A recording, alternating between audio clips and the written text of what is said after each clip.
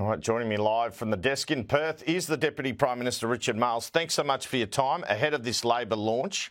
Take us through this housing policy. How would it work, and could this lift house prices even further? Well, this is a really important announcement which is focused on first home buyers. As you said in the intro, what this does is expand the existing home guarantee scheme so that more first home buyers will be able to access the 5% deposit, where the government, essentially by being a guarantor for a proportion of the loan, is able to remove mortgage insurance. What that will mean is that if you look at a median house price today in Australia, which is $820,000, that's a $41,000 deposit will be able to help a first home buyer buy that property. When the last time $41,000 was able to buy you a median house on a 20% deposit was back in 2002. So that gives you a sense of what this does. Now, what we also need to be doing, though, is having more housing stock, and that's been a feature of what we've been doing with our housing policy over the last 3 years. But this $10 billion to open up 100,000 houses exclusively for first home buyers, and that's the important bit, so they won't be competing with property investors in relation to those homes, is a really important step forward in terms of increasing the housing stock. And this is a really big step in terms of enabling more people to get into the housing. I guess it's this second aspect you talk about, which I find the most kind of intriguing of this policy. I mean, can it distort the market? It's pretty. Is it unprecedented here, or has there been anything similar in the States? Well, in terms of the developments? Yeah. Well, there are. State schemes right now, there are ones that exist which work with developers to have homes provided particularly for first home buyers. Renewal SA, for example, is a scheme which works in South Australia where that occurs. Government needs to be in the business right now of getting more homes built. Fundamentally, that is the issue. And the scale at which we are talking about doing that now really rivals anything that we've seen since the end of the Second World War. Where does the $10 billion go? Because if the house is then sold, presumably some money comes back, or how does it work? Firstly, we're working with the states is the answer to that question. $8 billion of the 10 will be based on loans that will be made to state governments without interest, which enables them to move forward much quickly in terms of property development. There'll be and work with developers in relation to that. $2 billion will be there for grants, again working through states. It enables us to fast-track property development, but critically, and this is the important part, property development which is earmarked specifically for first home buyers. Right. But 100,000 homes for first home buyers then, have you got a year in terms of when that will be concluded? Yeah, so this is over 8 years, so it doesn't happen all at once, and that's an important point as well, to go to your earlier question, Andrew, to make sure that we're not distorting the market. But we'll begin, and obviously these things don't happen overnight, we will begin the process of this really from the first day of a re-elected Albanese government. And the first of those homes will come online during the next term of government. Peter Dutton said earlier in the campaign he wanted to be the Prime Minister for housing, affordability and accessibility. Is this about tackling that? Peter Dutton says a whole lot of things. The last thing we do is draw our inspiration from anything that Peter Dutton says, because the truth of the matter is the man is all over the place. And you can see that with the announcement that he's made today in terms of their policies.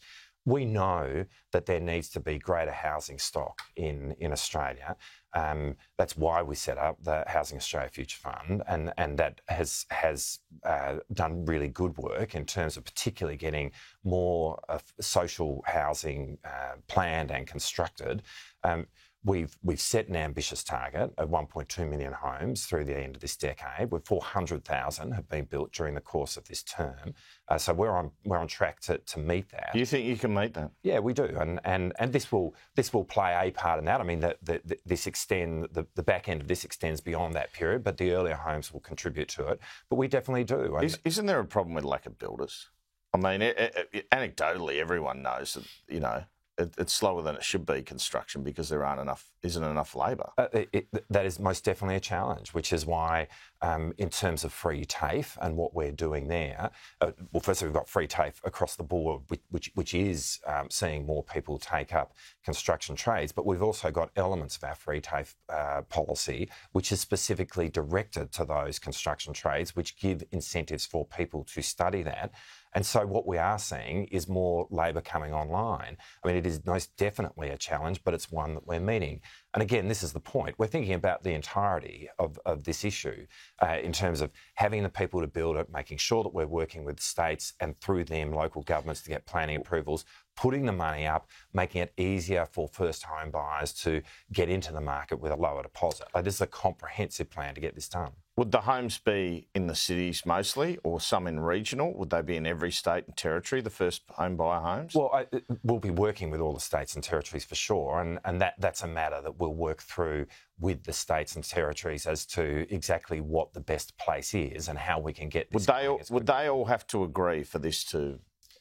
For this policy to work? This is a policy where we will be working with them, but there are incentives here. And, our track record, as you can see, is that we're managing to get things done with the states across the whole suite of policies.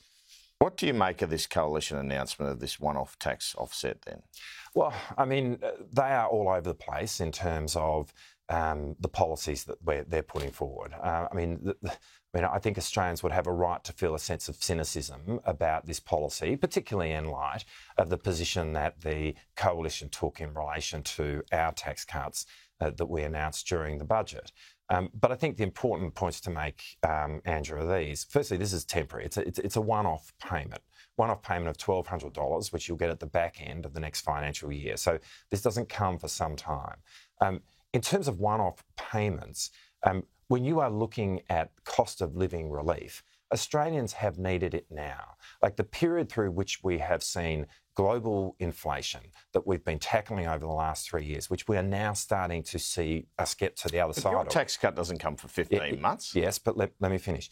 If the Liberals had had their way, Australians right now would be $7,200 worse off per household when you go across the suite of what we've done in relation to energy bill relief, what we've done in relation to tax cuts which are permanent, what we've done in relation to more affordable medicines. All of this has been opposed by the Liberals. $7,200 is what people would be worse off right now had the Liberals had their way over the last 3 years when it really mattered. And now they come forward with a one-off payment.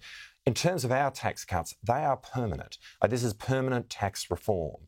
And for the average household, for the average income earner, we're talking about tax cuts of $2,500 each and every year. Not one-off, but each and every year. They're talking about a one-off buy of... But do they have a point when they say their tax cut and the fuel excise cut is more fiscally responsible? It's not baked into the budget, where you're running huge deficits. Today, they're spending $10 billion on this one initiative in the course of the next 15 months. Now, they don't tell us where that $10 billion Well, you're spending $7.5 billion a year on tax cuts. And if you look at all the decisions that we have made and all the savings that we have made during the course of the last 3 years, we're $207 billion ahead of what we inherited from the Liberals, saving $60 billion of debt. Debt interest. Mr. Miles, you're also promising a decade of deficits. Let's face it. We inherited deficits as far as the eye could see when we came to government. I mean, relative to what we inherited, and that's what you get to manage. We're $207 billion better off. The debt is $170 billion. They're saving $60 billion over the decade in terms of interest payments. That's what we've done. And of course, in the course, we've delivered 2 surpluses as part of that. All right. That's what we're doing in terms of responsible management. They're doing $10 billion today over 15 months, and there is no explanation as to how they're paying for it. And what Australians know, is that how they'll pay for it is through massive cuts to frontline services. So what they'll give you through this, they'll be taking away through cuts to Medicare. All right. Well, let's talk about then this policy that keeps getting rumoured that they haven't yet announced, where they're going to lift defence spending. Obviously, as Defence Minister, you'd like to lift defence spending, I assume. I mean, Kim Beazley says you should have more in the way of defence spending. So what's your reaction to that, if they come out and announce that? They made an art form when they were in government and when Peter Dutton was the Defence Minister of making announcements and putting no dollars behind it. You know, when we came to government in terms of defence, $42 billion worth of commitments without a cent behind them. It meant that a full quarter of what Defence was expected to purchase, it had no money for. Like, that's how they managed the defence budget. What we got in the budget reply was an announcement that they will make an announcement at some point during the campaign, and it doesn't appear to be today. You know, we go to the election date is just weeks away, and they still haven't come up with a defence policy. And right now, they still haven't backed Labor's increases in defence spending. And here's the other point, Andrew. In terms of defence spending, you know, we have increased it by $57 billion over 10 years, $10.6 billion over the forward estimates. If you look at what we're spending now, in the last financial year, Defence spent more on procurement than it had ever spent and will spend more again this year. So now, over the forwards, over the 10 years, we are spending more on defence, and together that represents the biggest increase in defence spending in peacetime Australian history. Now, none of it has been supported by the coalition. You'd like more, wouldn't you? Well, we have put more in the budget, and we are lifting defence spending relative to what we inherited from the Liberals. But if you had extra money, what would you spend it on?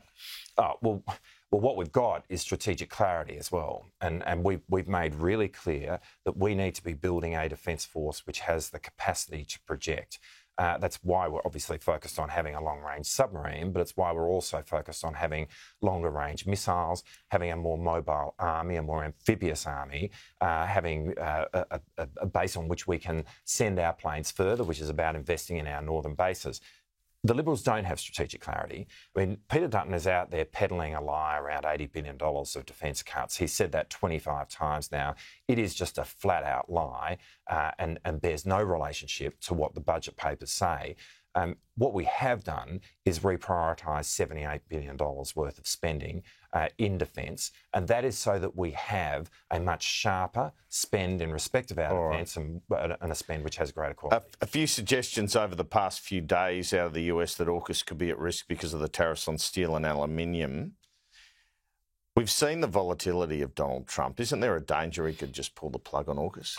AUKUS is in the strategic interests of the United States. And you know, one thing that we've seen from President Trump is a focus on the interests of the United States. And what we've seen in my meeting with Pete Hegseth more than a month ago now, there was really strong support for AUKUS, and that's been demonstrated by Republicans, Trump Republicans, in their behaviour, their voting behaviour in the United States. Well, you were handing him $500 million at the time. Presumably that helps. I mean, what was that for, and why are we giving them money for something that's, you know, years away? Well, because firstly, it does help, and this is the point that it is in the strategic interests of the United States. What we need to do is see a much greater rate of production of Virginia-class submarines in the United States for the United States. That creates the room for the transition of Virginia-class submarines to Australia. This was all announced in March of 2023. This was the first down payment in relation to that. I mean, it is unprecedented in terms of how two countries work together, and it is utterly acknowledged by the American government, by the Trump administration.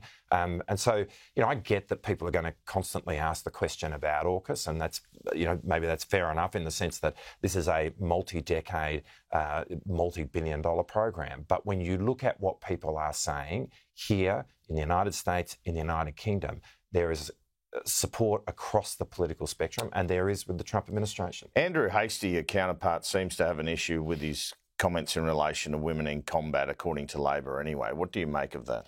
Well, Andrew Hastie's gone missing in this election campaign. That's and in terms of, you know, the position that the opposition have in relation to defence, that's a worry right there.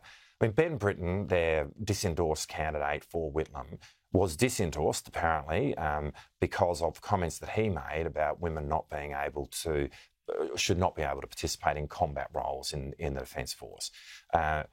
he said that his position was the same as Andrew Hastie's. Now, on the day that he said that, I stood up and asked Andrew Hastie to clarify that point. We needed to hear from the Alternative Defence Minister about his view in respect of that. And rather than clarifying it, he doubled down on comments that he made 7 years ago, where that is exactly his view.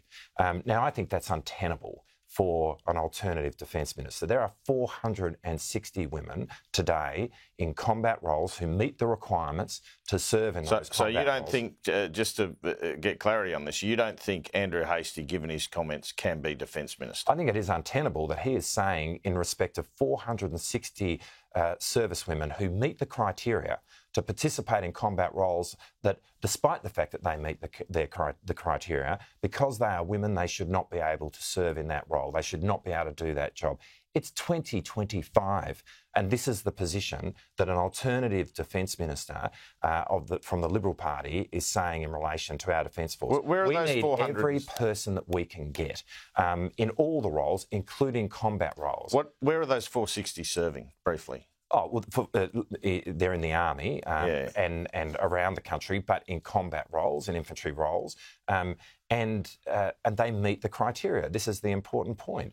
The physical tests and so forth. Exactly. And so what you're saying is that in respect of 460 people who are currently doing the job, who meet the criteria, they can't do their job anymore because they're women. And this is a position which is being put forward by Andrew Hastie in 2025. Now, he really needs to be clear about this.